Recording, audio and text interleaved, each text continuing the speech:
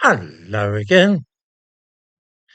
Every year, for a long, long time, thousands of Londoners have flocked down to the Sussex town of Lewes for the traditional bonfire night celebrations there, which entail parades through the streets with flaming torches, as can be seen in the thumbnail to this video.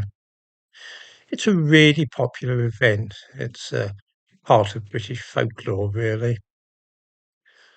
Not this year, though, because the police, working in tandem with British Rail, are determined to stop people from visiting the town that day if humanly possible.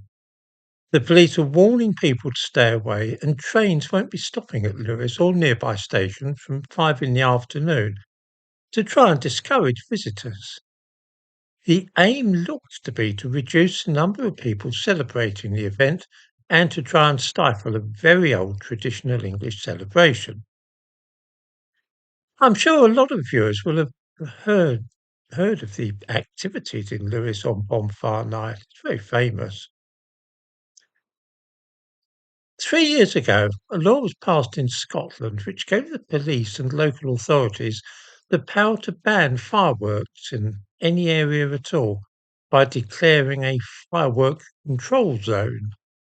In the Scottish cities of Edinburgh and Glasgow, this has now been done in a dozen parts of those cities.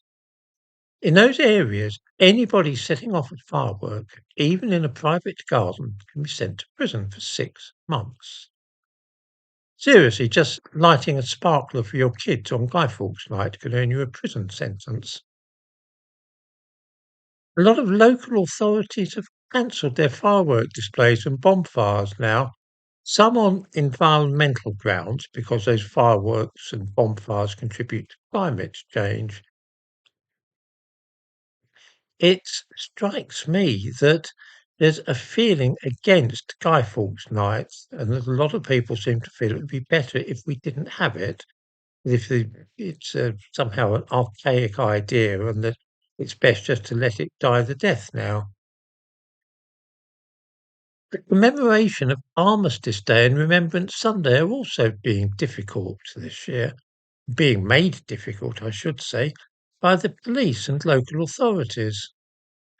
It used to be traditional that the police would turn up and keep an eye on marches and parades on Remembrance Sunday.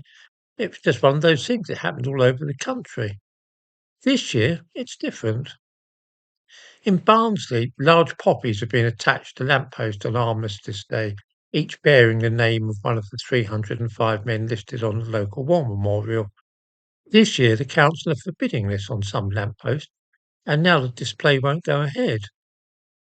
On Merseyside, a Remembrance Sunday parade has taken place every year since the First World War, with the police assisting informally, just controlling traffic and so on.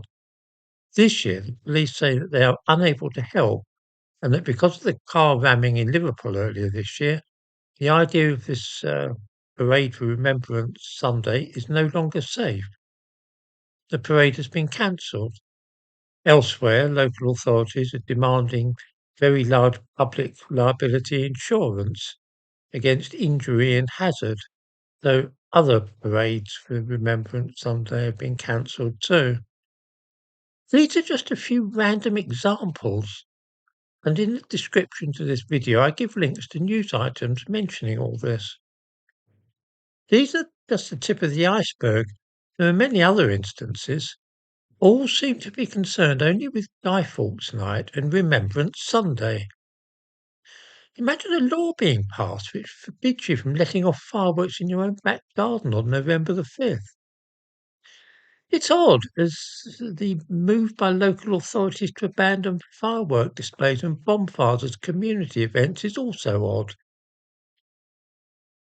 I may be wrong, but I cannot help but suspect that these events are being targeted because they are very British things, bound up in British history. The bonfire night celebrations in Lewes, for example, are famous throughout the country and have been for years. The attempt to prevent people from travelling to the town to take part in such a well-known event is curious and unprecedented. Perhaps I'm wrong about this, but never at this time of year do I recollect seeing so many news items about the cancellation of fireworks on Guy Fawkes night and the more or less banning of processions and other ceremonies to mark Armistice Day and Remembrance Sunday.